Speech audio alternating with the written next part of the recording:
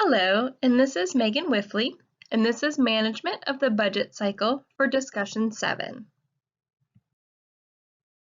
In this week's reading assignment, we were told that 61% of presidents chose strategic planning and budgeting as their area of highest current interest. To me, this says that budgets, among anything else, is the most important to our upper administration.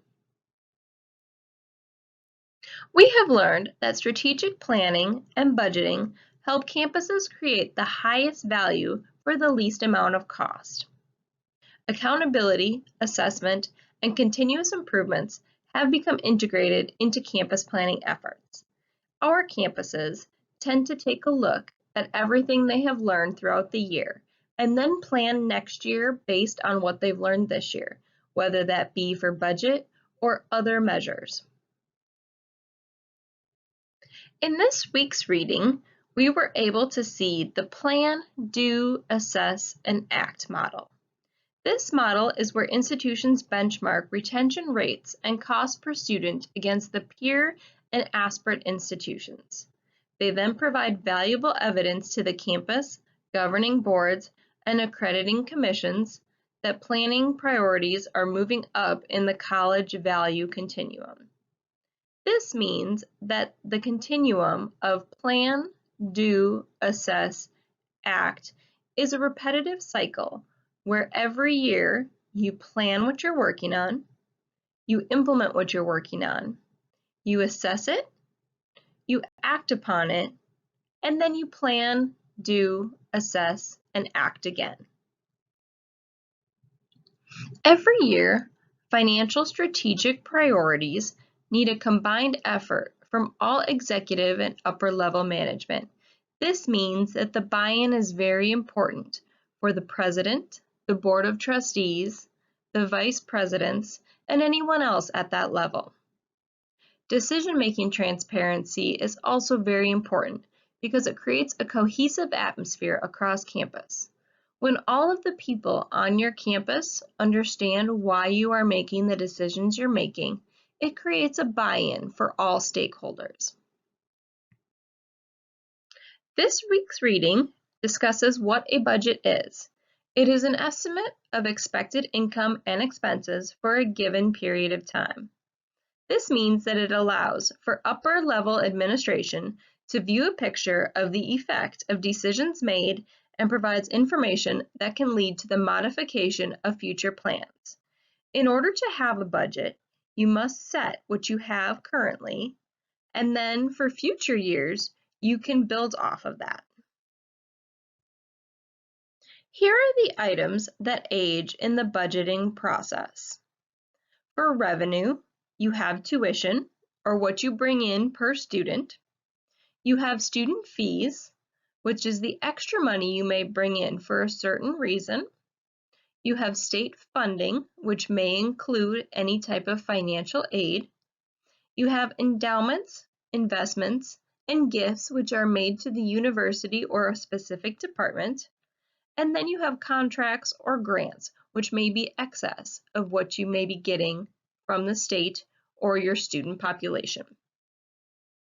The expenses you may have are salaries for your workers, including faculty and staff, as well as their benefits, which may include any type of insurance or long-term care, health, dental, vision, accidental death and dismemberment, life insurance, as well as any type of benefits that may be fringe, such as classes or rec center costs. You then have materials upkeep, utilities such as heating, lighting, water, and the facility management. Next, I'd like to discuss what is involved in the budget cycle. This is where the senior management summarizes the budget and then presents it to the executive team. Every university's executive team will look different, but it may include the president, the board of trustees, and any other vice presidents or provosts that the university may have. Once the budget is presented, it is then approved, denied, or changes are recommended. This is then dispersed according to the institution's procedure. Maintenance can be done in several ways on a budget, including daily, weekly, or monthly reconciliation. Then, projections may occur for the following year's budget. Let's talk about the performance-based budgeting that Middle Tennessee State University, or MTSU, has. Performance-based budgeting are funds that are based on planned activities that must be performed, such as teaching classes, conducting research, or other types of events that are based on past accomplishments and future initiatives. These goals must be set to support both the institution and state requirements. The institution must be viewed as a whole, and activities need to contribute both to the progress and to the well-being of each institution. I'd like to point out that Tennessee was the first state to establish a performance funding program for all their state institutions of higher education, and this took place in 1979. According to this week's reading at MTSU, most daily activities revolve around meeting the requirements of the Academic Master Plan, Strategic Plan, and the State Performance Funding Program. Funding by standardized tests and accreditation. Standardized tests and accreditation are both required in the state of Tennessee. The Proficiency Profile Exam by the Educational Testing Service is the most well-known. The costs for these tests include a per-student charge and shipping for both delivery and return of this test. This also might include administrative costs, such as a proctor or someone to administer these tests. There is also a major field of study test. This is significantly more expensive per student than the standardized test, and it includes the delivery, return, and administrative costs as well. Many universities review each of their programs of study every 5 to 7 years, where a reviewer is paid and their travel expenses are also paid for by the institution. The cost of accreditation is very expensive, and this includes keeping up with facilities, technology, and major credentials. Satisfaction surveys are also one of the ways that program-based funding is awarded, and this incurs costs for both administering and interpreting the results of these satisfaction surveys. MTSU's award for the 09-010 school year was $53 million. This funding went to the general fund, which included salaries, travel, professional development, and operating expenses. Many academic performance awards were given based on the major field tests. They used both fall and spring scores for these tests. If the department has at least 55% or higher of their students who receive comparative scores to other universities, they will receive money.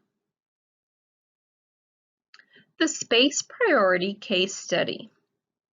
Space plays a critical role in the student choice and retention of a university. The institution's culture is created by the allocation of new space. The location of these spaces are symbolic of how the institution values the departmental unit. The case study read says that MTSU's department traditionally have been autonomous and territorial with all classrooms allocated to specific departments. Allocation may occur at the provost, dean, or department level. The case study indicates that MTSU has a request for space database and that there is a space allocation committee that was created to reconsider any requests and make recommendations. While I think this approach is a good idea in theory, I think that it is often academics who are offered and granted their requests. For example, my new office is the Women's and Non-Traditional Student Center. However, we have no center. We are in the office of the Center for Student Involvement and Leadership, and among our offices are the Fraternity and Sorority Life Office, the Office for Student Organizations and Service, and ourselves. Recently, our Intercultural and Diversity Affairs Office was given a center, but in order to do so, our Student Organization and Service area lost their Student Organization Computer Lab. In my estimation, no matter how much I present a need for a Women's and Non-Traditional Student Center, I don't think the university will see it as a necessary space, and therefore, I will never be granted, nor do I have the money for such a space. If MTSU were to continue to use a committee to assess and make recommendations for space use, I think that there should be a separate committee for administration and student services, in addition to the academic, classroom, departmental space. This way, administrative offices could have an equal chance of gaining or changing spaces as their needs grow. While student service areas may not bring in revenue for an institution, it is shown that administrative offices can be a cause of retention. My demographics, women and non-traditional students, are some of the demographics most needed for both recruitment and retention efforts. In my research, I did find the campus planning form that is filled out for request of space at MTSU.